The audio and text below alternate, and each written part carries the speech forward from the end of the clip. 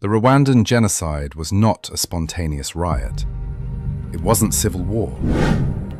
It was a coordinated, top-down plan to exterminate the Tutsi minority. A small group of extremists used the full machinery of a modern state, media, bureaucracy, logistics, to turn everyday citizens into executioners. This wasn't chaos, it was genocide with a schedule.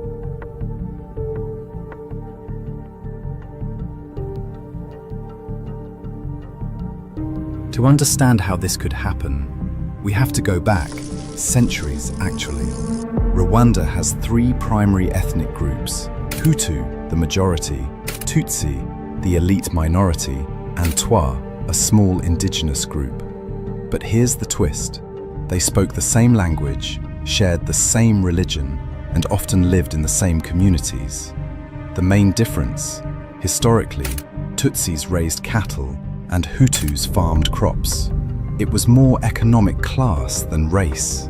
But when Belgium colonized Rwanda in the early 1900s, Belgian authorities decided that Tutsis looked more European, taller, thinner, lighter skinned. They gave Tutsis administrative power, access to education, and political preference. In 1933, Belgium issued ethnic ID cards to every citizen, locking people into racial categories they couldn't change.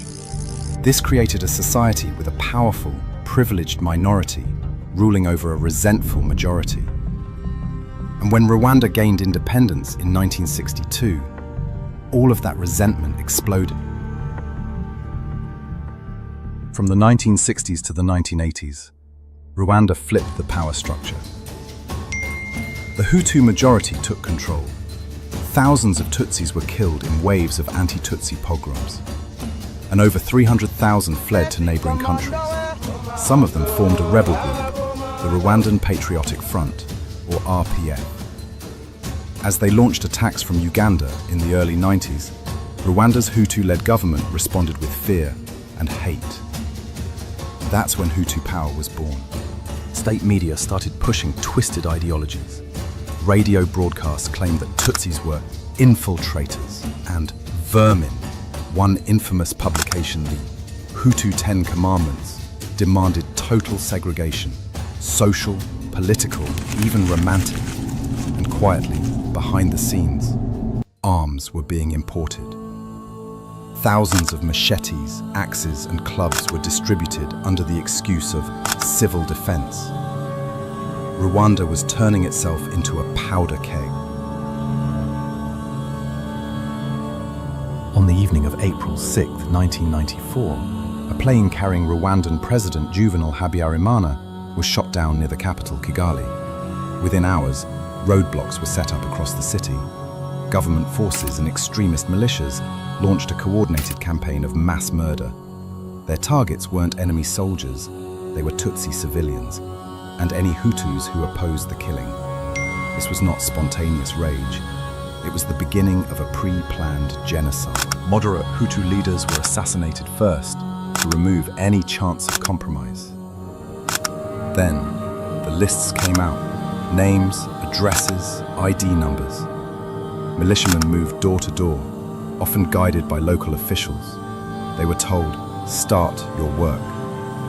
In rural areas, the government ordered civilians to kill their neighbors, and many did. Those who refused were often murdered too. From April to July, Rwanda descended into one of the most concentrated genocides in human history. Children were slaughtered in front of their parents. Families were locked in churches, then burned alive. Women were raped, some by HIV-positive men, released from hospitals to serve as rape squads. An estimated 250,000 to 500,000 women were sexually assaulted. This wasn't war. This was extermination, a horrifying efficiency. More than 8,000 murders per day. Entire towns were emptied, rivers clogged with corpses. And while Rwanda bled, the international community stayed frozen. The United Nations had troops on the ground, but their orders? Strictly peacekeeping. No force, no weapons drawn. When 10 Belgian peacekeepers were tortured and killed, Belgium pulled out completely. The US, still shaken from the Somalia mission, refused to use the word genocide. France launched Operation Turquoise, a humanitarian mission that ended up shielding perpetrators instead of stopping them. There were warnings. There were pleas. There were diplomats and journalists waving red flags. But no country wanted to send troops into another African conflict. And so the world watched and let it happen. In July 1994, the RPF, Tutsi rebels, captured Kigali and ended the genocide. The genocidal government fled. Over 2 million Hutus, many innocent, some guilty, fled into Zaire and Tanzania. But the killing didn't end cleanly. The RPF committed revenge killings, massacres. And in the Congo, a new conflict ignited, one that would go on to kill millions more. Today, Rwanda is called an African success story. Clean streets, growing economy, no ethnic labels allowed. The man in charge, Paul Kagame, former RPF commander, now president for life. He's praised for stability and criticized for authoritarianism. Justice came through two systems. The ICTR, a UN court that tried high-level genocidaires, and the Gacaca courts, grassroots tribunals that tried over 1 million people. It was messy, imperfect, but for many, it was the only form of closure they'd ever see.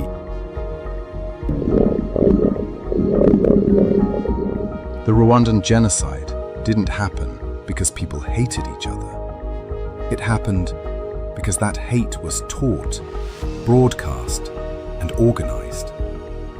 Ordinary people were turned into killers, step by step, day by day. With fear, with lies, with silence. And maybe the scariest truth of all is that it didn't take much. Rwanda shows how fragile civilization really is. How quickly propaganda, tribalism, and power can shatter a nation. And how easy it is for the world to look the other way. Subscribe for part 2. Share this video if you believe history must not repeat. Comment below, should world powers be required to intervene in future genocides?